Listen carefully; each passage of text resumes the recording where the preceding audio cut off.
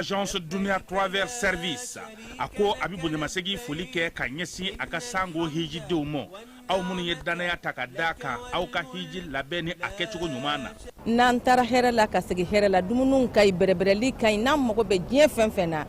u ba bela jelen kanye donc ambu foku barkada directeur mi to ba no fe no e Amadou Maïgaye ajora jorola nyemo ya ko fenfen ajora jorola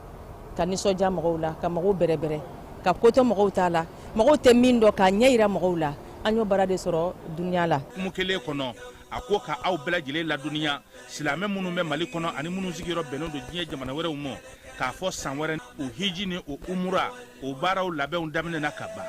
o tumana aw minnu b'a fɛ ka hiji kɛ damu lakana ni basigi kɔnɔ Agence Dunuya a kɛmɛ ko fɛɛrɛ bɛɛ lajɛlen tigɛ ka hiji kɛcogo ɲuman kalanw bɛɛ lajɛlen labɛn ka bila aw ɲɛ min ye k'a dɔn siyɔrɔ ni damu ye ka surunya aw ka bato kɛ yɔrɔw la dumuni laki ka sanuma o bi tobi ka bila aw ka bolo ka saga n'a ka waati bɛɛ lajɛlen la dɔgɔtɔrɔ jolenw olu bɛ aw nɔfɛ hiji kɛ yɔrɔ ani bato kɛ yɔrɔ wɛrɛw bɛɛ lajɛlen la yɔrɔ bɛɛ ani waati bɛɛ baw bolo kuma dɔ o ka wusa ne de sen ka di ye Agence Dunia Travel Service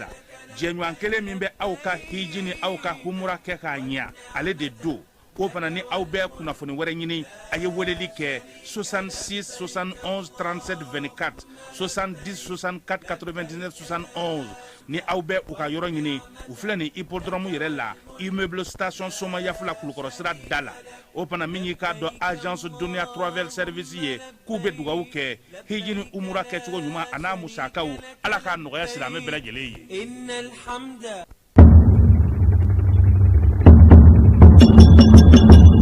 Bolomafɛn sen filaw ka taa se a sen sababu ma ni o bɛ tali kɛ moto ani katakataniw n'a ɲɔgɔnna wɛrɛw la olu bolili k'a sɔrɔ bugunatigɛ sɛbɛn foyi tɛ o la ni a bɛ wele ko plaque d'immatriculation kɔlɔlɔba de bɛ o la jamanadenw kan ani forobakana kan o de la minisiri min bɛ an ka jamana siraba taa ka segin ko ani minɛnkow bɛɛ lajɛlen kunna madame Danbele Maduna Susɔgɔ a ko k'a bɛ wele bila moto sen filatigiw sen sabatigiw ani katakatanitigiw ma aw minnu bɛ n'i k'a dɔn k'a fɔ aw ka bolomafɛn ninnu ma bugunatigɛ ni a bɛ wele ko numéro d'immatriculation o ma sigi a kan aw ka fɛɛrɛ kɛ ni ka aw ka sɛbɛnkow bila sen ka joona ya k'a daminɛ sefa wari dɔrɔmɛ 200 la min sarali ye wajibi ye i jɔyɔrɔ la nɛgɛjuru sira fɛ o fɛnɛ kɔfɛ jamana ɲangili sariya ni a bɛ wele ko code pénal la o kɛmɛ ni ka kalo 3 kaso ka o yanga ka bila ka ni maaw ma kɔnɔ ani fo ka taa se alamani ma min dagosi bɛ taa sefa wari 24 na ni alamani ninnu bɛɛ lajɛlen saralen kɔfɛ i ka bolomafɛn a bɛ minɛ i la ni k'a lasago jamana fɛ fo ka taa fɔ i y'a sɛbɛn bɛɛ lajɛlen dafa waati min na a bɛ sɔrɔ ka segin i taya la minisiri min bɛ jamana siraba taa ka segin ko olu bɛɛ lajɛlen ɲɛnabɔli kunna a ko k'a dan bɛ aw ka faamuyaliko ɲuman a n'aw ka faso kanu na.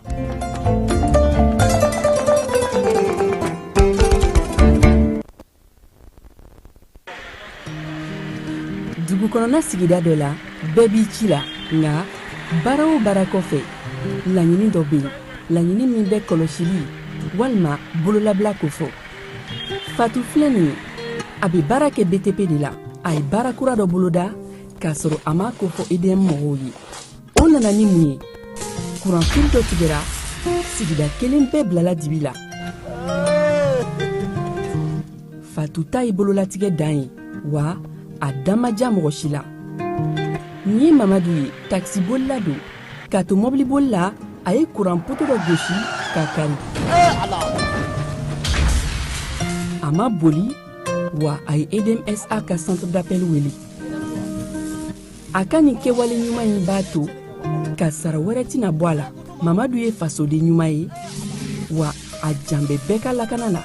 nka bɛɛ tɛ nin hakilina ɲuman in sɔrɔ Isa filɛ nin ye a bi ka kɛ komi a bi baara dɔ la k'a sɔrɔ a bɛ ka kofere électrique fil de bɔ ka t'u feere kuranko la fɛn bɛ jate kan ka minɛ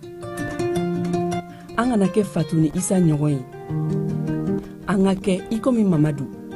n'aw bɛ fɛ ka dingɛsen baaraw kɛ aw bɛ EDMSA ka servisiw wele waasa aw kana tiɲɛni don dugu jukɔrɔ filiw la. fasodenw aw kana ɲina ka dantɛmɛwalew kofɔ kuranko ta fan na aw bɛ weleli kɛ 36077 la walima. Rentrée académique 2026-2027, votre avenir commence ici. Chers étudiants, nouveaux bacheliers, professionnels du secteur public et privé, l'Université africaine franco-arabe UPAFA a le plaisir de vous annoncer l'ouverture des inscriptions pour l'année académique 2026-2027 en licence, master et doctorat. Rejoignez une institution engagée dans l'excellence académique, la recherche et la formation de leaders capables de relever les défis de demain.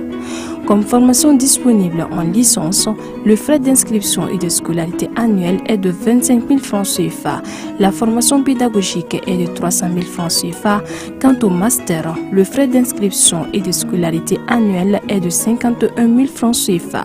Et pour la formation pédagogique est de 500 000 francs CFA par an. Enfin, le doctorat, le frais d'inscription et de scolarité annuelle est de 65 000 francs CFA. Comme formation pédagogique est de 1 200 000 francs CFA. Les places sont limitées. N'attendez pas la dernière minute pour garantir votre admission. Une seule adresse à retenir, rectorat UPAFA Sotuba à Seya, près du monument de la Victoire. Faites le choix de l'excellence. Construisez votre avenir. Inscrivez-vous dès aujourd'hui pour la rentrée académique 2026-2027. Université africaine franco-arabe UPAFA, ensemble vers le savoir, l'innovation et la réussite.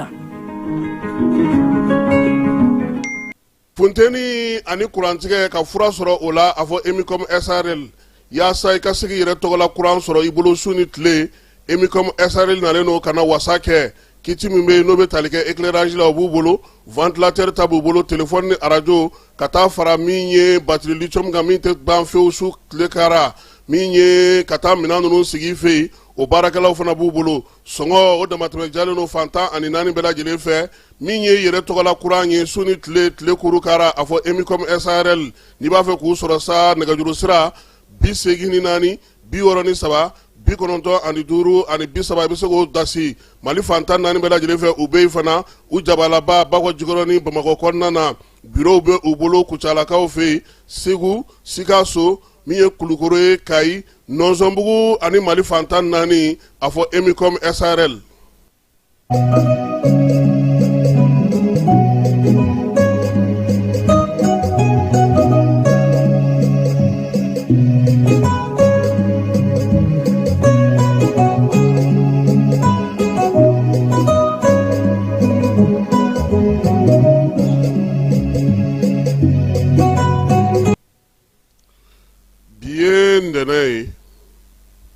Juin kalo tile 20 ani 2 samba 20 ani 6 ka bɛɛ lajɛlen fo ka bɛɛ lajɛlen waleɲuman dɔn ka fɔ bɛɛ lajɛlen ma ko ani ɲanguma bi sɔgɔmada in na babu bɛ taa n'an ye Jumarakaw fɛ yen Minaka ani Segu armée ale wulikajɔ min kɛ min bɔr'o la an na o da aw tulo kan camancɛ kalanso n'o ye lycée ye o ɲɔgɔndanba min bɛ yen n'a bɛ fɔ ma ko Baki ale bɛ daminɛ bi Mali fantan ani naani denmisɛnnin 100 ale ni 44 700 ani 70 770 ani 19 olu bɛ ɲɔgɔndan na ɲɔgɔndan so 500 ani 17 kɔnɔna na Mali fantan naani bɛɛ lajɛlen na ani maliden minnu kɛlen don k'u sigiyɔrɔ bila ka taa Mauritaniekaw fɛ n'olu bɛ kan réfugié kɔnɔ Nbɛrakaw fɛ ɲɔgɔndan in bɛna kɛ o bɛɛ lajɛlen kɔnɔna na silamɛ diinɛ maaw ye welewelemada kɛ ka bɛɛ lajɛlen wele sibiri tɛmɛnen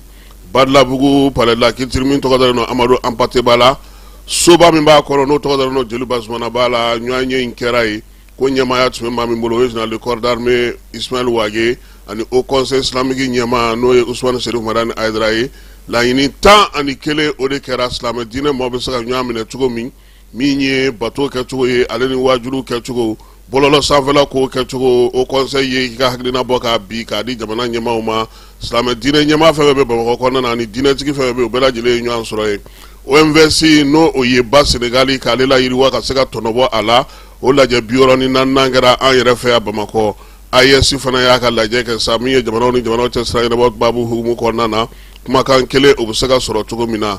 denmisɛnnin laka minnu bɛ yen n'olu bɛ camancɛ sanayɛlɛ kalanso la n'olu bɛ ɲɔgɔn dan kɛ san o san olu ka salon belebeleba o sigira sen kan nin y'a siɲɛ 4nan ye tumutu denmisɛnninw fana tun bɛ ɲɔgɔn dan na kalanso kɔnɔna na min ye poème ale n'a ɲɔgɔnnaw yira o jaabi fana bɔra Aki ale ye welelema da kɛ ko min ye maa minnu b'a fɛ ka radio dayɛlɛ ani télévision dayɛlɛ o dɔw b'u bolo ɲinan san kɔnɔna na a bɛna daminɛ juillet kalo o humu kɔnɔna na Samaya Mala ale b'a ka wuli ka jɔ la hali bi maanifinw bɛ se ka lafiya cogo min pont bolofara dɛmɛw ka di min ye nakɔ muso minnu bɛ nakɔ baara kɛ ka di olu ma ka taa se jibo n'o sigili ma Selengekaw fɛ yen bi sɔgɔmada na baabu bɛna tali kɛ o la Coupe du Monde kɛnɛ kan Egypte ale ye guanɲɛ kunungo min ye Egypte ye a y'a ka se fɔlɔ sɔrɔ kabini Coupe du Monde daminɛna Cap Vert ale kɔni bɛ ka maaw dabaliba halisa kunun ta kɛra 2-2 ye a jɔsen ka ɲi kosɛbɛ Espagne ni sigana kun donna ale la tulon daminɛna n'a ni Egypte kun ye 2-2 kɛ ale fana wulila k'i jɔ Espagne ayi Egypte ale min kun ye 2-2 kɛ tulon daminɛna ani Cap Vert min ye 2-2 wɛrɛ kɛ tuguni olu bɛɛ lajɛlen jɔyɔrɔ ka ɲi farafinnakaw fɛ yen min ye Espagne ye 2-2 kɔfɛ ale ka yiran banna pewu sabula kunun ko e ko lamini ma kɛ denmisɛnnin ye min ye cɛlu dasi Coupe du Monde kɛnɛ kan ale ni Coupe d'Europe kɛnɛ kan filanan ne b'a dɔn Pele bɛ yen o masakɛ kɔni bɛ yen o masakɛ ale ɲɔgɔnna sɔrɔ ka dɔgɔ dɛ parce que san 17 ale ye Coupe du Monde ta k'a ta donc bi tilegan in na sa jaabi minnu mana na sɔrɔ ani dulata minnu kan ka kɛ an n'an da don olu bɛɛ lajɛlen kɔnɔ k'olu fɛsɛfɛsɛ aw ye kɔkan kibaruyaw an n'an da don o fana na Falaye kɔkan kibaruyaw la wolofaw fɛ yen magistrat dɔ ko a den ye 25,000 ta ka armoire kɔnɔ a n'a terikɛw taara a don mobili la yɔrɔ kɔni i yɛrɛ ka kuma anw bɛ zominɛninw de ta fɔ yan don o don n'o tɛ belebelew ta tɛ se ka lakari polisiw de y'a minɛ han an n'an da don o la sɔɔni sisan ka foli kɛrɛnkɛrɛnya k'a ɲɛsin Sori Kɛmɛso ma min ye bayiba ye k'ale fana fɔ mairie du district kɔnɔna na bi ntɛnɛndoyaba in na monsieur le maire Siriman Bacili Gayi Ɲagate k'ale fana fɔ maire do Yɛlɛmani marabolo kɔnɔna na min ye Madi Kama ye an b'a fɔ n'o ye commandant Madi ye ale bɛ Yɛlɛmanikaw fɛ k'a fana fɔ k'a waleɲuman dɔn FC Fuseni Kulubali ale ye polisi ɲɛmaa ye Yɛlɛmani kɔnɔna na k'a fana fɔ k'a waleɲuman dɔn wulikajɔ ni cɛsiri la don o don monsieur le maire Jalafarakaw ka maire Seydou Sako an b'a fana fɔ k'a waleɲuman dɔn nin waati n'a tun bɛ taama na an bɛ dugawu kɛ sa Ala ka segin n'a ɲuman ye Sajolakaw k'aw bɛɛ lajɛlen fɔ ani Kayika bɛɛ lajɛlen k'aw bɛɛ lajɛlen fɔ Ala ni Seydou Sako ale sababu an tɛ ɲinɛ le jeune kɔ Thierno Umar Asi Jalo monsieur le ministre k'an ka foli bɛ s'a ma Amadu Gasama domaine kɔnɔna na min ye Jaba Sidibe Falaye filamuso ale kɔni ka nɔnɔ filen falen don san kalo 12 nka a ko k'a mago bɛ sɔmɔkolo feereta ko in de la dɛ vavara dun ye ndɛnba n'Ala sɔnna a ma sɔmɔkoloko in an n'a ɲɛɲini ka ɲɛfɔli kɛ Jaba y'a ko la n'a ka sugu ka di kosɛbɛ sabula anw fɛ yan fɛn caman bɛ nafa ɲɛ nka anw yɛrɛ de t'a dɔn sɔgɔmada in na nin ye an donkan ye bɛɛ lajɛlen ni sɔgɔma bɛɛ lajɛlen ka kɛ ni i ka sigiyɔrɔ ye.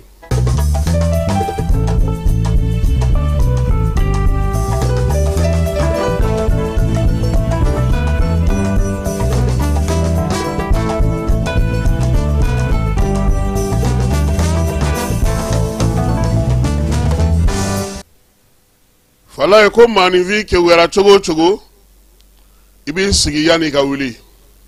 bamananw ko k'o tɛ wuli folo fɛ ko f'a k'o k'a lamini wa maa o maa ni sɔmina ɲɛnamini fɛ i sigi o b'i kisi a ko kɔlɔlɔ ma Falaye AES nin waati laban in na jateminɛlikɛlaw kɔlɔsilikɛlaw dugudenw maanifin minnu bɛ yen bi n'olu bɛ diɲɛ kuuru kaara k'o bɛɛ lajɛlen da ɲɔgɔn ma olu kun ye sɔmi yɛrɛla kɛ k'a yira AES maaw la ko fiɲɛ bɛ baara dɔ la u fan fɛ Falaye diɲɛ bɛɛ lajɛlen ɲɛ b'a la k'a fɔ AES jamana saba in olu ko k'u jɛra ka kɛ kelen ye u ka taabolo ka kɛ kelen ye u ka wulikajɔ n'u ka baaraw ka kɛ kelen ye olu yɛrɛ bɛnna gunbelebeleba 2-3 min ɲɔgɔnna kan o ye sa wolomasiri taba k'u bolo di ɲɔgɔn ma jamanaw ka sirataama ɲɛw k'olu fana sigi sen kelen kan min ye yiriwali ye k'o fana sen don a la a nana ye k'a fɔ n'o y'a sɔrɔ tɔ 2 kɔni baara bɛ ka kɛ majɛ belebele jamanaw cɛ siragɛnɛmɛni taama na o yera o la koyi sabula AES waati ni waati i yɛrɛ b'i yɛrɛ ɲininka ninnu ka di nka jɛkulu kɔnɔna dɔw ni dɔw tɛ taa fankelen fɛ fala ye olu bɛ ka ɲɔgɔn sɔrɔ tiɲɛ don diɲɛ bɛ cogo min na bi bɛɛ lajɛlen bɛ wuli k'i ka nafa de ɲini nka n'aw bɛ jɛkulu kɔnɔ f'a ka aw sigi ka kuma ɲɔgɔn fɛ ka bɛrɛ don ko la o de la sa Bamakɔ ka kɔn min ye don fila baara in ye n'o kɛra nin kalo tile 17 n'a tile 18 maa ma falenw olu welela ka na k'u kana sɛbɛnw lajɛ majɛ jumɛn bɛ yen mɔgɔw bɛ ka kiiri bɔ AES la ko jumɛnw na fɛɛrɛ jumɛn bɛ se ka sɔrɔ a la o la sa min ye maa ma falenw tilalen kalo tile 17 n'a tile 18 jɛrɛ yɛrɛ a belebeleba sigira sen kan sa ministre Abdoulaye Diop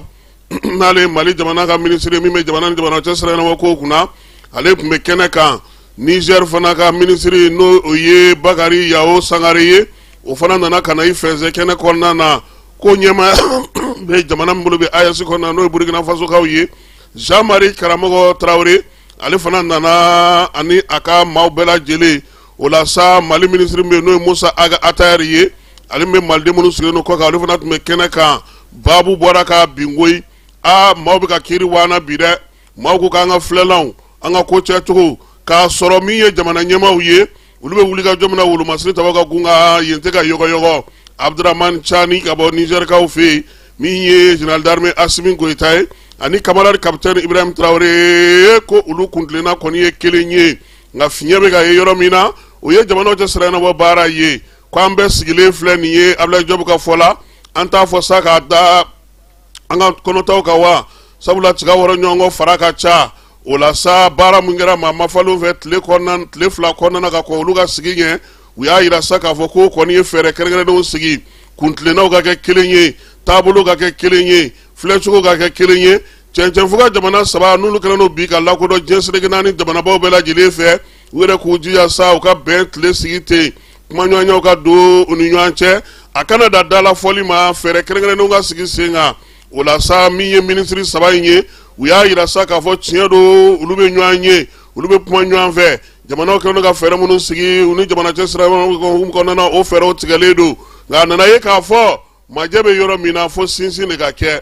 min ye lasigidenw ye n'olu bɛ diɲɛ fɛ olu ka jɛ ka baara kɛ ɲɔgɔn fɛ min ye représentant consulaire ye n'o ye consulaw ye olu ka jɛ ka baara kɛ ɲɔgɔn fɛ jamanadenw fana olu minnu miirina ye faranga ye AES kɔnɔ olu ka jɛ ka baara kɛ wa bita kɔ bita ɲɛ fana AES yɛrɛ bakuruba la fɛɛrɛ ka sigi sen kan yanni diɲɛ seleke naani ka lajɛ 80 ni kɛnɛlan cɛ min kan ka kɛ New York kaw fɛ septembre natɔ kuma tigi ka sɔrɔ kuma ɲɛmaa ka sɔrɔ ko taabolo ka sɔrɔ baara kɛcogo ka faamu min ye AES ye u bɛnn'o kan koyi u y'a yira sa k'a fɔ Bamakɔ kɔfɛ wa bita kɔ bita ɲɛ filɛlanw bɛɛ bɛna kɛ kelen ye sariyakisɛw ta na sira fɛ jamanaw yɛrɛ ye sariya minnu ta min ye sɔnnɔgɔya bɛ se ka don cogo min baara bɛ se ka kɛ cogo min passeport tɛ se ka kɛ kow bɛ yen ten carte biométrique tɛ se ka kɛ kow bɛ yen ten dancɛw jamanaw ni ɲɔgɔn cɛ wuli ka jɔ kɛ ka se ka fɛɛrɛ tigɛ o la ministre yɛrɛ fana a ɲininiw yɛrɛ fana fɛ ko ye fala ye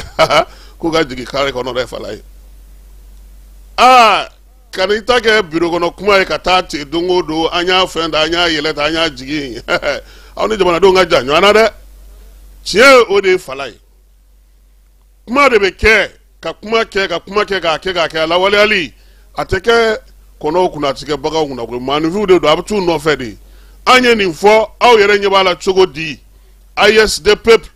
ko k'o fana sen don ko in na fala ye o la sa u ye foli ni tanu ni taga ɲɛsin jamanaw ma jamana minnu ye degun sɔrɔ nin waati laban in na a daminɛna ni faso Maliba ye ale min ye degun sɔrɔ avril kalo tile 25 tasibila kɛra o ye kɛrɛnkɛrɛnnenya la maa minnu bɛ yen n'olu fatura ka dugawudon kɛ olu ye Sadio Kamara ale ta kɛra kɛrɛnkɛrɛnnen ye sabula ale tun ye wolomasiri tɔgɔ ka ministre ye ministre d'État fana tun don a jɔyɔrɔ tun ka bon AES ani u ni jamana wɛrɛ cɛ siraɲɔgɔn baaraw la min ye bingali min kɛra juin kalo tile 18 Niger pankurutigi kɛnɛ na u y'o fana sɛbɛkɔrɔ kɔn fo ka se a dan na wulikajɔ ni cɛsiri don nataw la fala ye min ye ministre ye k'a ɲininu fɛ u ka kunnafonidilaw ma gɛn u ka wulikajɔ kɛ fɛn o fɛn n'a bɛ kɛ tuguni u ka jɛ k'u bolo di ɲɔgɔn ma k'a bɛɛ lajɛlen kɛ bakuruba kelen ye jamana 3 in kuma kan ka kɛ kelen ye fɛɛrɛ ni dabali ka sigi sen kan kunnafonidilaw bɛ fan o fan fɛ kalandenw bɛ fan o fan fɛ jamanadenw bɛ fan o fan fɛ laɲini minnu bɛ ka kɛ a ka kɛ an ka kanw na a ka se dugudenw ma u y'o laɲini kɛ min ye kuma kuncɛli la sa ko min ye jamana ɲɛmaaw sɛbɛn bɛna taa da olu kɔrɔ han ministre ka baara banna la pewu n'olu y'a tigɛ yɔrɔ min na a dan o ye walasa Niger Burkina jamanakuntigi ni ye Ibrahima Capitaine Ibrahima Traoré babu bɛ taa da ale ma sabula nin waati na AES jamana ɲɛmaaya a bɛ olu de bolo sɔgɔmada in na nin kun ye an ka cadeau ye ka di AES maaw ma fala ye.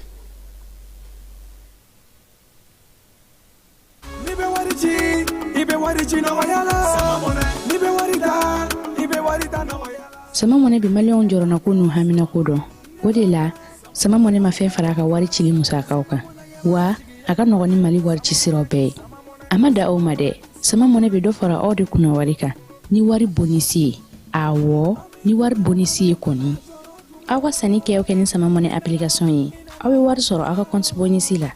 k'a daminɛ crédit la abonnement télé fo ka taa se courant ni ji sarali ma aw bɛ bonisi sɔrɔ nin bɛɛ la n'a ka bonisi buguna dɔrɔn aw bɛ se k'a yɛlɛma aw ka sama mɔnɛ compte la ka sanni wɛrɛ kɛ n'a ye walima ka taa wari jɛbɔ an ka lasigiden dɔ fɛ yen aw ye mɔnɛ bɔ aw yɛrɛ la a k'a si filɛ sisan ni sama mɔnɛ application téléchargeli ye Play Store walima App Store kan ka sɔrɔ k'aw tɔgɔ sɛbɛn ni sama mɔnɛ ye aw de kunna wari bɛ augmenter. Sama mɔnɛ i yɛrɛ ta awɔ i yɛrɛ ta ni i yɛrɛ ta ye. Wolo ma sirilen tabaw olu ka wulikajɔ n'u ka cɛsiri hukumu kɔnɔna na Jean-Élisée Daou ni ale ye kɛlɛdagatigiw bɛɛ lajɛlen ka ɲɛmaa ye ko k'a da jamanadenw bɛɛ lajɛlen tulo kan min ye armée ka pankuru ye a ye wulikajɔ kɛ kibaruya jɔnjɔn sɔrɔlen kɔfɛ Segu marabolo la sibiri tɛmɛnen wulikajɔ min y'a to sa n'u sera ka Bamanjɔlen ɲɛwalekɛbaw kɔni k'olu dɛndɛn Kɔkamugukaw fɛ yen Sunga Marakakaw fɛ yen ale ni n'o bɛɛ lajɛlen bɛ Segu marabolo kɔnɔna na min ye Jean-Élisée Daou ka bataki kɔnɔna na a ko kabini kari tɛmɛnen sa a yira k'a fɔ min ye Bamanjɔlen ni ɲɛwalekɛbaw kɔni sɔmi kɛra u la min ye ɲɛw ɲinina kosɛbɛ k'a dɔn k'a fɔ maanifin minnu faralen filɛ ɲɔgɔn kan nin ye ninnu ye juguyakɛbaw ye ninnu ye bingalikɛlaw ye o de nana sa min ye yiritufa dɔ dugumana na ye Kɔnkamugukaw fɛ yen Marakala mara la sa sɛgɛsɛgɛliw bɛɛ lajɛlen kɔfɛ pankuru kɔni ye goni bila ka jigin olu ka k'u n'u bolominɛw bɛɛ lajɛlen halaki a yɛrɛ sa k'a fɔ ko min ye maa minnu tun bɛ nin jiritu in kɔrɔla la ye n'u tun bɛ ka labɛn ni bɛnbɛnbɛn sigi sen kan k'a bɛɛ lajɛlen bɔra baara la Jean-Élisée Daou ko sa ko ka wolomasiri tabaw fo baara kɛcogo ɲuman na ale ni nin fɛɛrɛ ninnu sigili la sen kan armée k'a ka baaraw bɛ to sen na sa fo basigi ni lafiya maaw n'u bolominɛw bɛ se ka lakɔlɔsi cogo min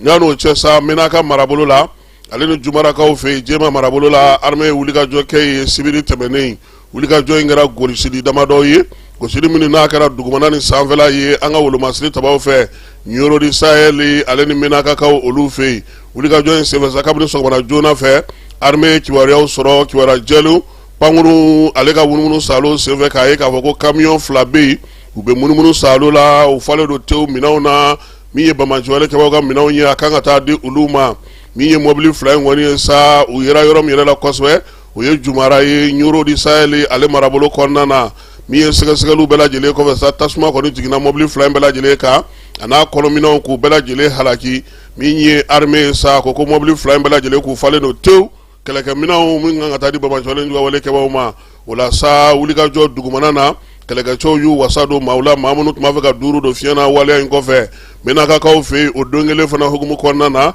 armée ale gosili ta ka ɲɛsin wolomasiri tabaw ka wulikajɔ hukumu kɔnɔna na dugumana na sa min ye Bamanjɔlen ɲɛwalekɛba maa 10 k'olu bɛɛ lajɛlen bɔ baara la sabula a kun fɔra k'u k'u jɔ yɔrɔ dɔ la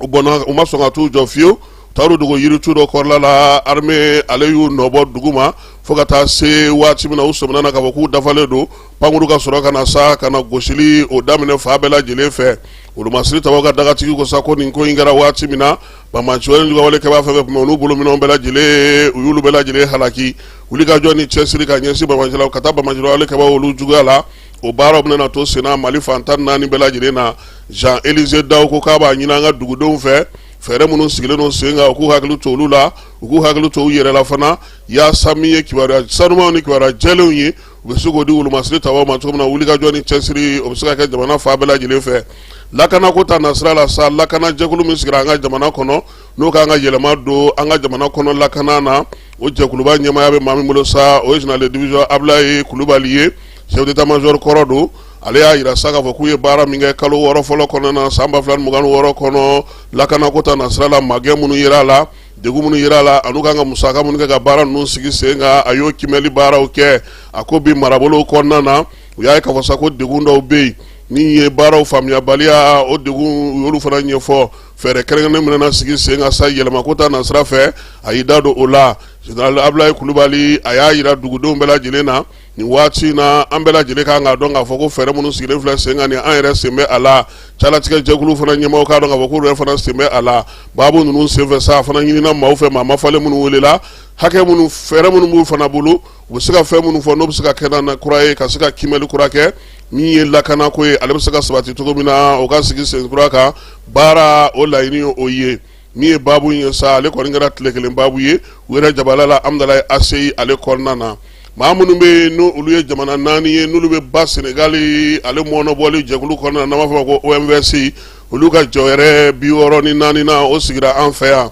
Bamako nin kalo in tile 20 a kɛkun kun ye min ye sa fɛɛrɛ kura bɛ se ka sigi sen kan cogo min na marako ta nasira fɛ degun min bɛ Marantani baraji ale tɔnɔbɔli la baaraba minnu bolodalen don olu bɛ se ka sigi sen kan cogo min kɛnɛ kan sa min ye conseil des ministres ɲɛmaaba yɛrɛ ye n'o bɛ anw yɛrɛ ka ministre bolo Cɛmɔgɔ Tarawele kuranɛ ji ministre ale tun bɛ kɛnɛ kan Aluseni Sanu ale fana tun bɛ kɛnɛ kan an ka sɔrɔ ministre d'État don ka taa fara au commissaire de l'OMVS kan n'o ye Mohamed Abdel Veta ye ale ye commissaire ye min ye Mahamadouba Max Bangura ye ka bɔ Laginɛkaw fɛ ale fana nana ale olu ka ji ni kuran ministre ye ka taa fara Mauritanie fana ka kuran ni ji ministre ni Senegalikaw ta kan nin bɛɛ lajɛlen u jɛra ka da sa o da la a bɛ fɔ min ma ko huis clos baabu k'a daminɛ sa o la sa u bɔlen Mali ministre n'o ye Cɛmɔgɔ ye ale ye ɲɛfɔli kɛ kunnafonidilaw ye fɛɛrɛ sigira sa k'a lajɛ mara yɛrɛ bɛ se ka kɛ jɛlenya ka cogo di maa minnu bɛ yen n'olu bɛ jɛkulu in kɔnɔna na bɛɛ lajɛlen k'i ka musaka sara tɔnden wari a ka sara yaasa baara minnu bɛna na sigi sen kan olu ka se ka kɛ ba Senegali ale bɛ se ka bila kuwaji la cogo min k'a tɔnɔbɔ ka kɛ ni jamanaw ka hakɛw ye ko k'o baara fana la teliya sɔrɔko ta nasira fɛ sa bɛn kɛra ka Cɛmɔgɔ ka fɔ la ko min ye nin waati in na ye hakɛ minnu bɛ jamanaw kɔnɔna na ani OMVS kɛrɛnkɛrɛnnenya la min manantali baraji ye o tɔnɔbɔli baara olu bɛ se ka kɛ cogo min na degun minnu b'olu kan minɛnba minnu bɛ yen olu bɛ se ka sigi cogo min na ka se ka olu fana la kurakuraya o y'u da don nin bɛɛ lajɛlen na min ye ministre ye sa ko fana ko fɛɛrɛ kuraw sigira sen kan laɲiniw bɛna kɛ ka ɲɛsin jamanakuntigiw yɛrɛ ma yaasa olu bɛ se cogo min na ka o baaraw sigi sen kan min ye Senegalikaw ka Cheikh Tidiane Dièye ye n'ale olu ka ministre ye a ye foli ta ni ka ɲɛsin Mali ma nin baara in sigili la sen kan nka a y'a yira ko wulikajɔ ni cɛsiri ka kɛ joona ba Senegali tɔnɔbɔli ka kɛ jamanaw ma ko kuma min fɔra a kana kɛ sɛbɛnna kuma ye min ye jamanaw ye u k'u ka wariw sara baaraba minnu bɛ dɛmɛ minnu kan ka ɲini k'olu fana baara ka sigi sen kan a ko n'u b'a fɛ u ka to danaya ka to maaw kan u ka lafiyaw ka kɛ bɛɛ lajɛlen k'i bolo bila i ka jufa la i ka musakaw sara OMVS jamanaw faralen ɲɔgɔn kan fala ye a bɛ bɛn jamanaden ma miliyɔn 30 o de ma bi na Mali Laginɛ Mauritanie ani Senegal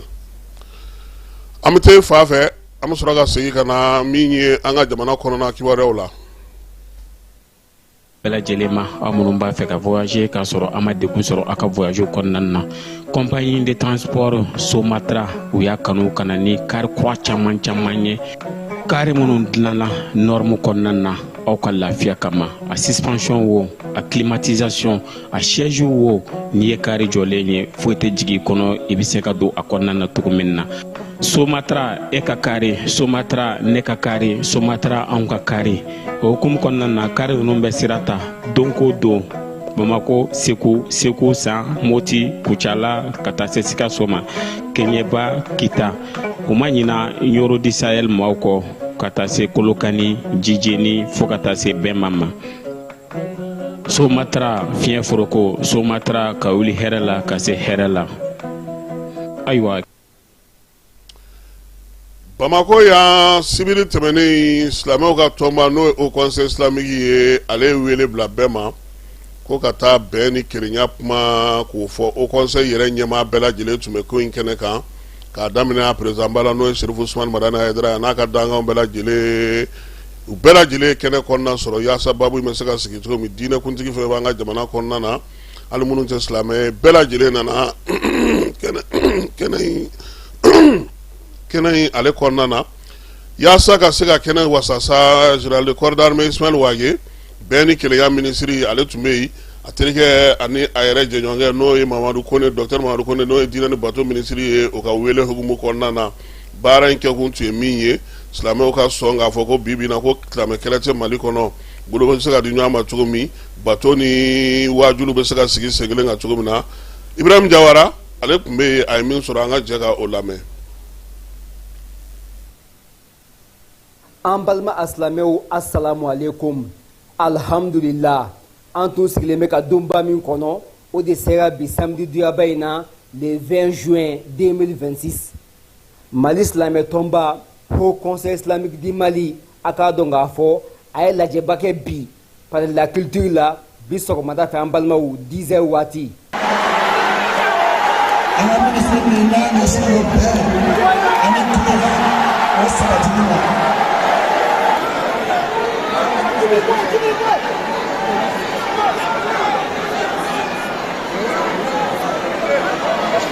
kun kelen pewu cogoya min na Mali silamɛw ka don da kelen fɛ ka bɔ da kelen fɛ ka taa maliyɛn bɛɛ wele ka taa palais de la culture la silamɛ ɲɛmɔgɔw alimamiw sheku Mali région bɛɛ la Bamakɔ cogoya min na ka taa sigi ka kuma an balimaw silamɛw ka se ka bɛn karamɔgɔw ka bɛn cogoya min na Mali ka bɔ nin gɛlɛya in na. N'Ala y'o kɛnɛ yira ne yɛrɛ la ne bɛ Ala fo kunnandi minnu fana yera nin kɛnɛ in kan a bɛ kɛnɛba ka bi a ka kan k'a ka hamiw jira Ala la yan k'an ka jamana kalifa o setigi Ala ma Ala ka yafa n'a ka nisɔndiya kɛnɛ ka bi a ka kan ka fɛn caman fɔ Ala ye yan'a ka bɔ yan. An balimaw Haut Conseil islamique du Mali a ka lajɛba in a y'a bonya bɛɛ ta ka di ministre de réconciliation ma n'o ye Ismaël Ouague ye général de corps d'armée ko in den fa ya talen kun bɛ k'a dali ma an balima silamɛw. Haut Conseil a b'aw se la an ka foli b'aw ye ni Ala sɔnna a ma an bɛ fara ɲɔgɔn kan ka fanga d'aw ma pour que a ka se ka Mali diinɛ sinsin silamɛya dans sa diversité k'a sinsin maliyɛnw k'a faamuya kosɛbɛ et puis maliyɛnw k'a dɔn ko silamɛ c'est une religion de tolérance o la an ka fara ɲɔgɔn kan an ka jamana jɔ. O kɛnɛ in kan sa diinɛ minisiri docteur Mahamadu Kone an y'a ye kɛnɛ kan balima silamɛw ka d'a kan diinɛ ko silamɛya ko a b'ale ka minɛn kɔnɔ an balimaw. N'a kɛra ne tun ye minisiri ye min ye dogodogonikɛla ye n tɛ se ka na nin kɛnɛ kan n'a kɛra ne tun ye minisiri ye min ye diinɛmɔgɔw fara ka bɔ ɲɔgɔn na walahi nin kɛnɛ tɛ sigi bi n bɛ Ala fo n bɛ n yɛrɛ fo ka laka k'a fɔ aw ye ne seere aw silamɛw ma sunamɔgɔ bɔ wa jara ma wa buya bɔ wa dana ma wa dabɔ sufira a bɛɛ kelen n bolo ani siyamɔgɔ bɛɛ lajɛlen kelen ne bolo wallahi n b'a fɔ n dara cogo min na kɛwale baara fana b'a kɛ ten aw y'o seere ka tɛmɛ ne yɛrɛ kan.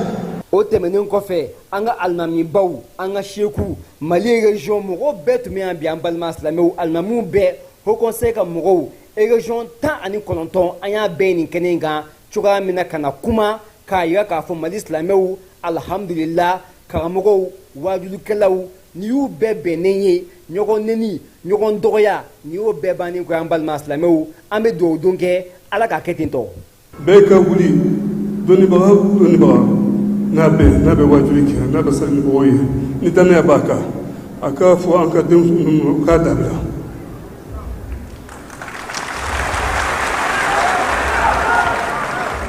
An ka maslaha kɛ o la faamaw b'a la k'u seko kɛ mais faamaw kelen tɛ maliyɛnw ye koyi an fana ye maliyɛnw ye dɔnnibaga mun ma sɔn k'a fɔ o kɔrɔ k'a fɔ a sen b'a la an ka tiɲɛ fɔ ɲɛ musow bɛ sa denw bɛ sa a kɛra kɛlɛ façon mun ye maliya kɛlɛ don diinɛ kɛlɛ tɛ dɛ diinɛ kɛlɛ kun b'a la dan b'a la. An balima silamɛw bi lajɛ Haut Conseil islamique ka lajɛba yi an famana ka ni ɲɔgɔn ye dɛ ka ni karamɔgɔbaw ye ni shekubaw ye silamɛya taasira bɛɛ maa tun bɛ nin kɛnɛ in kan kumakan kelen pewu ko bɛn ani kelenya an balimaw nin ye koba ye bi dɛ. Ni baara min daminɛlen filɛ nin ye Ala ka nin kɛ ɲɛtaa ye Ala ka nin kɛ sababu ye ka Mali bɔ bolo la ala ka malidenw bɛɛ lajɛlen kanu don ɲɔgɔn na silamɛya dɔrɔn tɛ dɛ maliden bɛɛ an bɛ diinɛ o diinɛ kɔnɔ a bɛɛ lajɛlen ala ka kɛ sababu ye k'an bɛɛ fara ɲɔgɔn kan ka mali kɔrɔta ka mali bɔ bolo la ka malidenw kanu don ɲɔgɔn na k'an furu fɔ ɲɔgɔn kɔ ka diɲɛ mɔgɔ k'a dɔn k'a fɔ malidenw bɛ ɲɔgɔn bolo yan. alhamdulillah an bɛ dugawu kɛ Haut Conseil islamique du Mali a ka nin lajɛ in cogoya min na Mali silamɛw karamɔgɔw u ka don da kelen fɛ ka bɔ da kelen fɛ an bɛ dugawu kɛ u y'a fɔ cogo min na ala ka kɛ ten tɔ ala ka Mali sabati ala ka Mali banba Ibrahim Jawara wassalamu alaikum. سبحان ربك رب العزة عما يصفون والسلام على المرسلين والحمد لله رب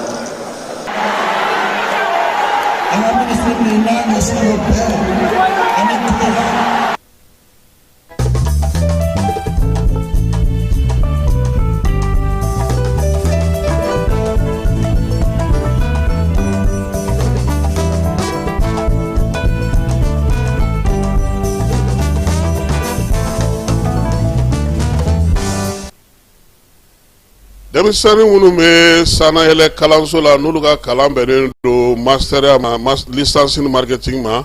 institut africain de management olu ye fɛɛrɛ sigi sen kan sa yaasa u bolo bɛ se ka don ca la cogo min o la sa o sa u bɛ salon belebeleba sigi a bɛ fɔ ma sa ko okiransiya in kɔni kɛ kun ye sa u ni maaw bɛ se ka ɲɔgɔn ye cogo min kalanden minnu ye kalan kɛ ani baarakɛyɔrɔ maaw olu bɛ se ka u bolo don ɲɔgɔn bolo cogo min na min ye kalanden 2 ye olu ye baara mun kɛ kɛrɛnkɛrɛnnenya la u yɛrɛ bɛ se cogo min na ka baara dege ɲɛdɔn cogo min na n'o ye Aïssata Jawara ani Mariam Jite ye babu a dira olu ma olu ye min ta sa miiriya la o ye feereli ye babu in kɛnɛ kan fana min ye jɛrɛ in ye an yɛrɛ ka maa tun b'a kɛnɛ kan n'o ye Famara Berete a ye min sɔrɔ an ka jɛ ka o filɛ. kalan kɛlen kɔfɛ kalanbon kɔnɔ ka dɔnta sɔrɔlenw lawaleya kɛnɛ kan o de b'a dafa o siratigɛ de la institut africain de management kalanden mun kan u ka kalan kuncɛ licence 3 la baarakɛ kuluw kɔnɔ u ye cakɛda dɔw ta ka ɲɛfɔli kɛ u kan jamakulu ɲɛkɔrɔ nin ɲɛfɔli kɛnɛ in kɛra sugubulon ye ko salon professionnel d'application occurancia n'a kɛra sabu ye ka kalandenw ka dɔntaw kologiriya ni ka dibi fara ka bɔ o ni cakɛdaw ni ɲɔgɔn cɛ. Ne ye faamuyali min sɔrɔ a kɔnɔ fɔlɔ la ne tun bɛ siran yɛrɛ k'an sigi nin kɛnɛ sugu ninnu kan juste pour que ka kuma mais sisan n bɛ ka habitué a la dɔɔni dɔɔni et a bɛ ka nafaba de ɲɛ n ye. N ye feereli choisi parce que mɔgɔ ba de bɛ Bamako yan nɔ ne yɛrɛ bɛ minnu dɔn ne bɛ minnu ye réseau kan u bɛ fɛ ka u ka projets financer mais u t'a dɔn u b'a kɛ cogo min na donc feereli dabɔra bien minnu b'aw bolo bien fɔra de ne kasi dɔw b'aw bolo ou bien sanu ou bien mobili aw bɛna n'a ye a ka kɛ ko mobili ye 10 millions ye an bɛ 10 millions de di aw ma en liquide pour que ka mobili bila a garantie la aw b'a sara dɔɔni dɔɔni dɔɔni comme ça pour que an k'a dɔn ko aw bɛ sɛbɛ la mobili bɛ k'an bolo kɛrɛfɛ ni a y'a sara an b'aw ka mobili di aw ma nin bɛna anw dɛmɛ a la kosɛbɛ parce que anw ɲɛ b'a la depuis anw taara yen nɔ ani école kɛcogoya tɛ kelen ye bon ne kɔni a ka di ne ye ka hali stage daminɛ yen nɔ parce que u ka système diyara ne ye. kalandenw y'a yɛrɛ k'a fɔ ko nin baara sugu bulon kɛra sababu ye ka u degi jamana baara la baarakɛyɔrɔ sariyaw labato cogo ko nafa belebeleba yɛrɛ kɛra mun ye u ye cakɛda labaara cogo faamu fo ka taa se fɛlɛ mun bɛ cakɛda minɛnw feere ka nafa ladon marketing k'u ka dɔntaw bonyana o la kosɛbɛ. a y'an dɛmɛ an ka kalan kɔnɔna la kosɛbɛ parce que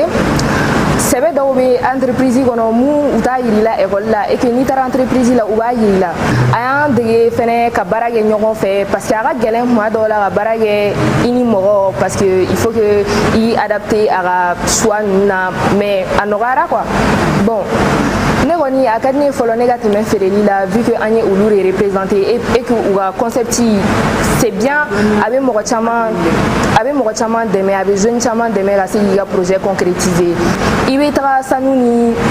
mobili minnu di olu bɛ se ka to en sécurité mɔgɔ si tɛ maga la a tɛ tunu a tɛ foyi ni wari seginna an y'a leçon caman faamuya parce que u ye an yɛrɛ de bila an ka community manageriya la an ka manager an ka mɔgɔw coacher an ka choisir kɛ an ka sɔrɔ ka a décider quoi an yɛrɛ ye quoi. an b'a yɛrɛ la k'a fɔ IAM kalandenw ye ɲɛfɔli kɛ kunnafonidilaw cakɛdaw ka lasigidenw kalanfaw ani jamakulu ɲɛkɔrɔ u ka cakɛda sugandilenw ka baaraw kan wa ina fu ya kalan cogo min u ye gɔw sigi standi u ka cakɛdaw kan yaasa ka se ka u feere o mun b'a sɛbɛntiya k'a fɔ k'u ye cakɛda feere kɛcogo faamu marketing o mun y'u ka kalansen fanba dɔ ye. An bɛ taa tumutukaw fɛ halisa kalanko hukumu kɔnɔna na Fala ye min ye tumutu ye sa olu ka akademi maaw kun ye ɲɔgɔndan sigi sen kan denmisɛnninlakaw ni ɲɔgɔn cɛ yaasa minnu bɛ bibi na ni olu kɛra ɲɔgɔn tɛ ɲɔgɔnmadaw ye poɛmu ale ni ɲɛgɛnw na u bɛ se ka olu sugandi cogo min ka donbolo kɛ u ye UNICEF ale donna ko in kɔnɔna na yaasa ka se ka dɛmɛ kɛ ka taa fara min ye Tɔnbukutu akademi yɛrɛ ale ɲɛmaaw kan n'o ye kalan ɲɛnabɔba minnu bɛ Tɔnbukutu yɛrɛ kɔnɔna na baara in senfɛ sa a yira k'a fɔ ko denmisɛnninw kɔni caman nana ka n'u tɔgɔ sɛbɛn nka ɲɔgɔndan don fo jɔnjɔn ka di dɔw ma groupe scolaire min ye poɛmu ka hukumu kɔnɔna na sa groupe scolaire Bahadu olu kɔni ye kuru bɛnna olu ka kuru bɛnna 17 ma buruburu 50 sanfɛ denmisɛnnin minnu ye olu ka poɛmu sigi sen kan sa o kɛra Asetu Ibrahim Sise Fatumata Dambele ale ni Fatumata Alkali Ami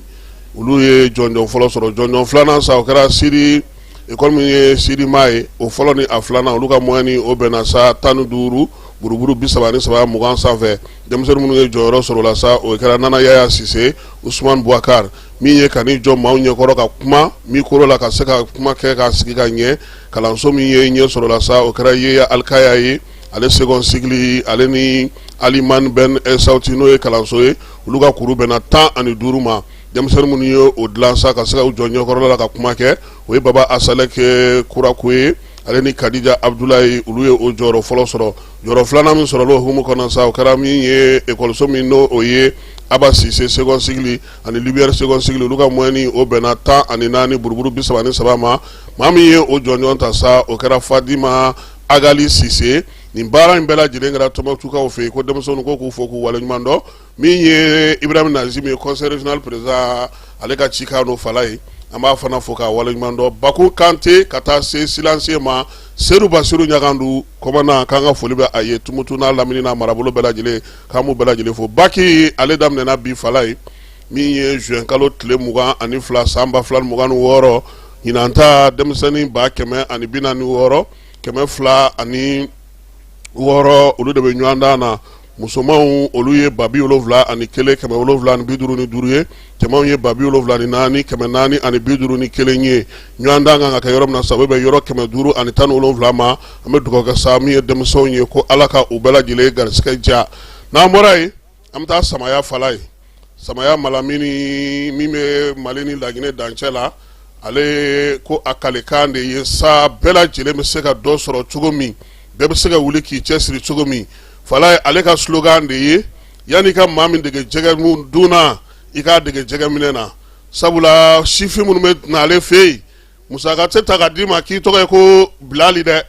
i bɛ se baara de la i bɛ se ka dɔ kɛ walima i bɛ se ka fɛn dɔ sigi sen kan min bɛ jamanaden bɛ nafa Mala b'i dɛmɛ fi sabililayi o la sa jibondow caman a y'olu dilan min ye nin waati na Selengekaw fɛ yen dugu dɔ bɛ yen ko Selefukaw tun ye wele bila a ma sa ko a ka taa jibondo dilan olu fɛ yen a y'o jibondo baara sigi sen kan Selenge n'a lamini na douaniers ale ni gendarmes bibi na ni dugudenw bɛɛ lajɛlen bɛ k'o jibondo o fana tɔnɔ bɔ min ye pɔn kɔni ye pɔn caman bɛ ka dilan bi o la sa Samala Malamin a y'a yira sa k'a fɔ ko pɔn kɔni a y'o caman dilan Ɲawulenikaw olu fɛ yen ani Sanafara kɔnɔna na pɔn 4 ɲɔgɔnna bi o de bɛ ka dilan yaasa cogo min na maaw bɛ se cogo min na ka se ka samiya in k'a kɛ lafiya kɔnɔna na pɔnjɔ fana kɛrɛfɛ Samaya yɛrɛ dɔgɔtɔrɔso a ye yen fan bɛɛ lajɛlen kɛ lampadaire ye yelen bɛ se ka na cogo min na min ye Samaya n'a lamini bɛɛ lajɛlen na maaw bɛ se ka yelen sɔrɔ cogo min na o la sa Malamini y'a yira sa k'a fɔ Samaya kɔni dugu yɛrɛ kɔnɔna Fala ye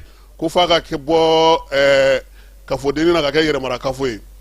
ka bɔ commune rurale la k'a kɛ commune urbaine ye o de y'a kalekan ye a ka wulikajɔ n'a ka cɛsiri a bɛ ka o de kɛ o la sa muso minnu bɛ yen n'olu fana bɛ nakɔ sɛnɛ kɛ Keleyakaw fɛ yen a ye donbolo kɛ olu ye u ka nisɔndiya u m'a dogo o la sa an ka Kadija Konate lamɛn musow olu tɔgɔla Keleyakaw olu fɛ yen. Ne tɔgɔ Kariya Kulɛ baro ni ne ko ni sewalen bi ka se sewa dana ne kun bɛ min ɲini an y'o de sɔrɔ Ala ni Mala sababuya tɛgɛ ne ma kana bila boroko la yan dɛ an ye mugan ni tantaw fara ɲɔgɔn kan ko b'an kɛ nakɔ nin dilan an fanga tɛ ka se ni mala y'o jigiya ta nin ye donc a diyara an ye kojugu an tora an bɛ min fɔ an tora an bɛ min kɛ an sewa kojugu sisan ne yɛrɛ bɛ muso jɛkulu ni fo ne ye Kariya Konate ne ye tɔnden ɲɛmɔgɔ ye ne bɛ muso jɛkulu ni fo a ka timinadiya la don ko don ne b'an sigi alamisa kɛ 20 minɛ ɲɔgɔn na donc o fanga t'an na mala de kɛra ne fanga ye bi donc a diyara ne ye kojugu n sewara ayiwa Falaye Mala ale ka miirina ba ye min ye kosɛbɛ n'o ye Malamine Ture ye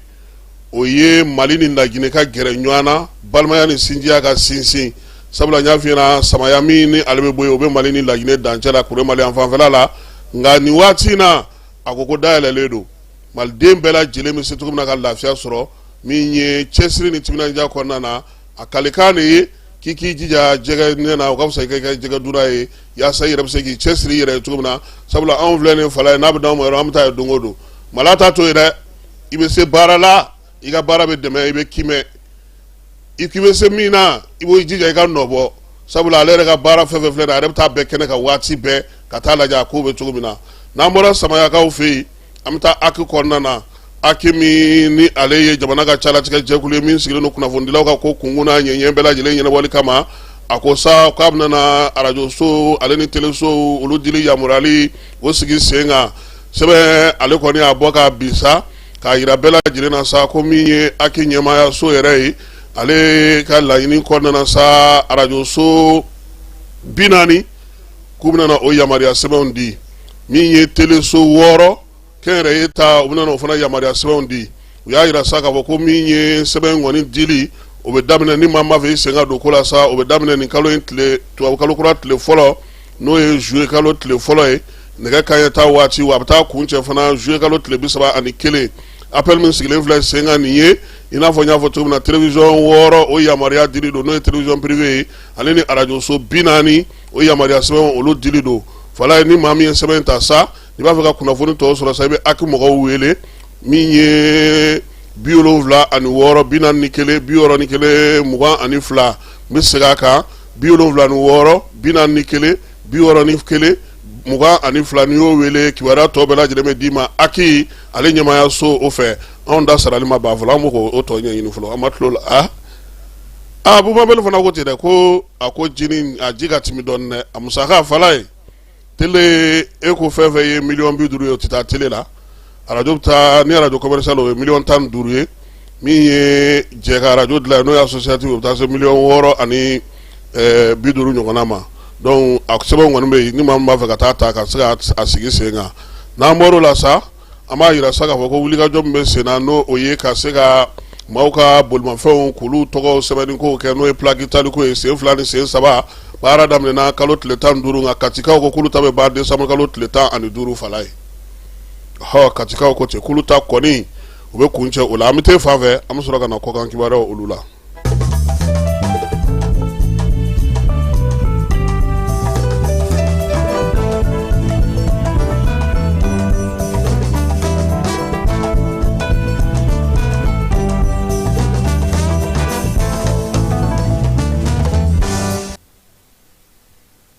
Kɔkan kibaruyaw la Senegalikaw ka polisi min sigilen don Dakarikaw fɛ yen olu y'a yira sa k'a fɔ k'u ka commissariat central ale ye wulikajɔ kɛ sa k'i bolo da sefa wari miliyɔn 25 yuruguyurugulen kan sefa wari miliyɔn 25 in a sɔrɔla maa min tɔgɔ la sa n'a a taara o kun o ye magistrat belebele ye ni ale yɛrɛ bɛ pôle judiciaire économique la Dakarikaw olu fɛ yen musaka in a darakila la a yɛrɛ denkɛ fɛ denkɛ kɔni ye armoire de dayɛlɛ sa ka miliyɔn 25 fosi ka bɔ fa ka wari la a n'a terikɛ 3 u m'a bila dagirinda la u taara mobili sa Falaye ko sɛgɛsɛgɛli bɛ sen na ka ko tɔ bɛɛ lajɛlen ɲɛɲini sabula fa de taara n'a ka kuma ye bɔgɔ jirinnen kan miliyɔn 25 mana tunu i ka so Falaye i b'o ɲini dɛ kuma tɛ nin waati in na o ka ca o ma dɛ nka ne hakili la olu maa kalannenw de b'a fɔ ko nin wariba man ka bila so dɛ n'i ma fili kɔni u b'a fɔ ko anw bɛ taa dingɛ sen k'an da bila o kɔnɔ ko maa t'a ye maa kalannenw ko wari mara yɔrɔ tɛ so ye a fana ye fili kɛ nin ko in na sa dɛ Benenga ka ministre mbe uka jamana ministre d'etat kuna no jamana korona ministre nyene bol jamana korona la kana ministre ye ale ni Niger ministre mbe no obuga mara kama bol kuna no e general de division Mohamed Toumbaye olu ye tamada mine Benenga o fe oni Benin se to na ka benga foka benge mi yi frontière no jamana fla danche o se ka da la to mina moñoño ko be sena baraw damnena felam be Niger ka wala yo fo Benin fana fela mu ye ababu be sena ni wati na Benenga olu fe la Guinée jamana kuntigi no e Mamadi Doumbouya ye zero kore olu ga sugu je niminge alamsa do ni juma do aya ira saka fo kuma konna na ko mama jogina ko fanga bana na ijono ulu ye wa mi ye gouvernement bana na wuli ga jofana ke ya sa juramu be nulu ga mina on chena sugu ngonna na ka se ku deme tugo mina jamano je sira na bo ministre bara o ayra sako ayasi jamano bena kelenga Mali konna na Mali Burkina Niger ku kuma ka mina na ke kelenye do na tawla mi ye jens regna ni bangunga ni jen fantan na ni bela jele mi ye marabolo kota na srafe kata se jamano munumbu were ni jamano munumbe danchebo kata se jen re fantan na ni bela jele masa ko babu ko ni kera bamako ko na ko bengara kelenga ka kuma ka on ke kelenye France ka o fe France ni Morocco uluga sigi nyogo ya kuma hukumu ko na ni wati na sa mi Morocco ka o ka la sigi dem France ka o fe ale wele da bla sa ka conseil bela jele ma conseil tan wolo vla ka il faut ka yirula sa ko ni wati na France ba fa ka fere do ta o fere ka nyefo uye uka family ka kola ya sa tuga mina basaka kumbe tugo mi kuma tani wati na ko yelama babna na do France ale sebengo la do na ta ko na Morocco la sigide mi me France ale de kuma info al sale France kele na sa ko école so keme segini bina ni duru olumna na datugo ka so biya ke fundeni ye ka damna binde na kuma yi atnana da drama mi école so bakele ani keme segini kulubna no ka kalan watu fale ya sa demsona ko busaka ta so tugo mi fundeni baraka boyane no ministre me kalango kuna France ka fe ale kibaradi iranga ka commandement central ale a ira saka foko sibilite meni kulu ye detura dormuzu datugu sabula mi Israel ye kwa ale wila kata Liban dasituguni ko dunte bengan konna na ulune États-Unis bena bengan minga kubdi moni ale be sena ina fanya na tugo mina sa kunungo dula tamunu ngera sa Espagne kabini lega fe ale Arabie Saoudite mine ka nani ani fuke ulula Lamine Yamali ale chelu dasikunungo sanga tana o konna na o go sa Michael Oyarabal ale koni chelu dasi chien fla mi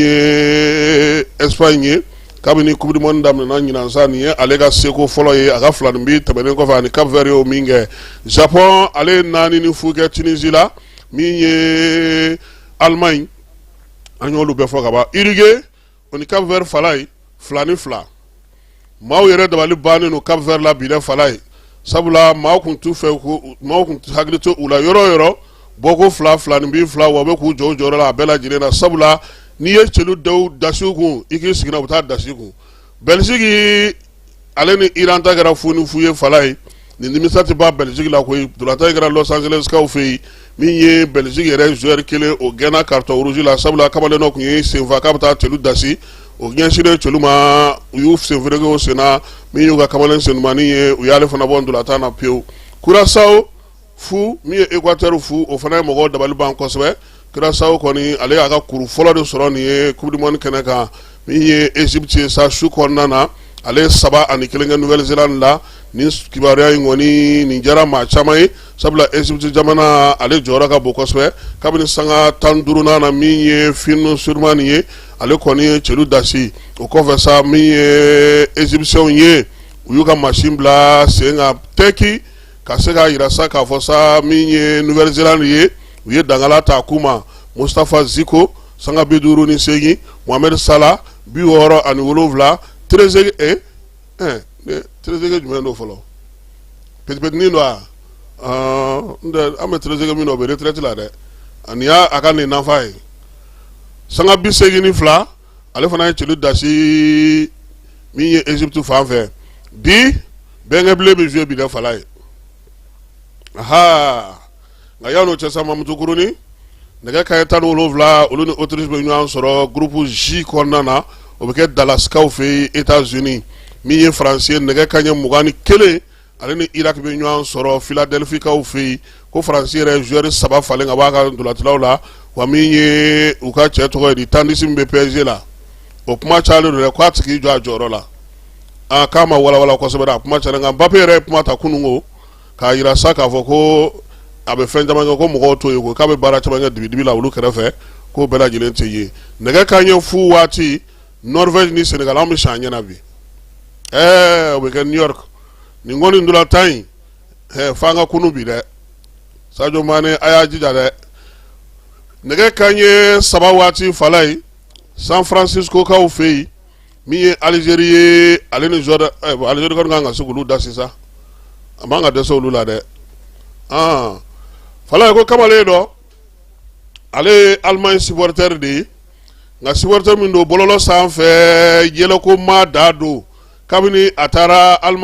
Américains fɛ Coupe du Monde na fala ye dumunikɛyɔrɔbaw ni yɔrɔba minnu bɛ yen olu kɛlen don k'a dabali ban a b'olu janu ta ka yɛlɛkoninw kɛ n'o ye ko maa caman de bɛ k'a jateminɛ k'a fɔ ko ni a ye min fɔ a ka yɛlɛko laban na ko Allemagne ka ndolantan bɛ ban o la han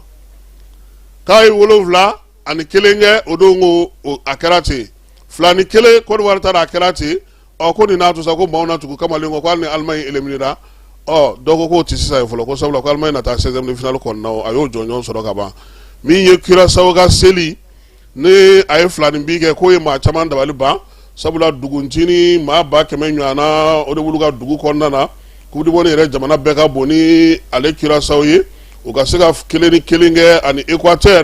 Équateur min ye ŋanaminɛŋana ye ko in na fala ye ko ye maaw dabali ban Mali an tɔgɔ bɛ maaw da ye han fala ye ko laadala ko Mali jamanadenw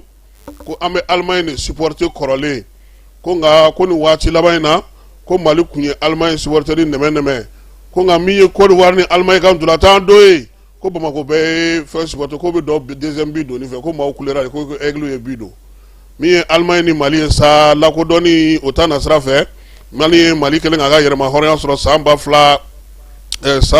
1960 san n'o o bɛnna 22 septembre ma fala ye Allemagne de l'Ouest ale de kɛra jamana fɔlɔ ye min ye Mali ka yɛrɛma hɔrɔnya ta ka ladɔn a ye o kama sa ko maliyɛn caman u bɛ Allemagne ale supporter nin kuma in bɛ kibaruyaw kuncɛ bi sɔgɔmada in na Jani ale sanfɛ ka bɛɛ lajɛlen fo ka bɛɛ lajɛlen waleɲuman dɔn Falaye Keyita Ana Jara Kasim Traoré an de ye sɔgɔmada in na kibaruyaw da aw ma Falaye y'a bila bɔlɔlɔ sanfɛ ale ni Ana kuma o kɛra ne yɛrɛ fɛ a k'an bɛn waati wɛrɛ Ala ka tile hɛrɛ caya Ala ka dɔgɔkun timɛ ko ɲuman di an bɛɛ lajɛlen ma dugutigi ni wari dafara a ye passe d'a kan ka sira di ne ma Sunkalo e kunkolo a tɛ yen dugu wari ko o d'i ma fo dugu ani dugu o wari t'a de o kɔni kuma t'a la sa e ka sama mɔnɛ to yen i yɛrɛ ta Sita Sidi ka numéro filɛ nin ye wari ci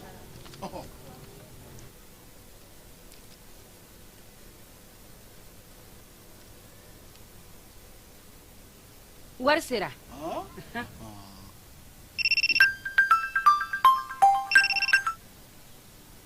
Allo i ye wari sɔrɔ o ɲɛna tiɲɛ yɛrɛ la ko ni sama bɛ maa min ɲɛ ko n komi t'i gosi ngonga sama mɔnɛ i yɛrɛ ta a sɔngɔ ka nɔgɔn ni Mali wari ci sira bɛɛ ye dépôt ye fu ye wari bɛ ci fu ni application ye wa bɔsara ye musaka fitinin ye sama mɔnɛ ji ni courant bɛ sara n'a ye crédit bɛ ta n'a ye sanni feere bɛ kɛ n'a ye sama mɔnɛ nin y'anw maliyɛnw ta ye a y'a si filɛ ka nkalon bɔ n da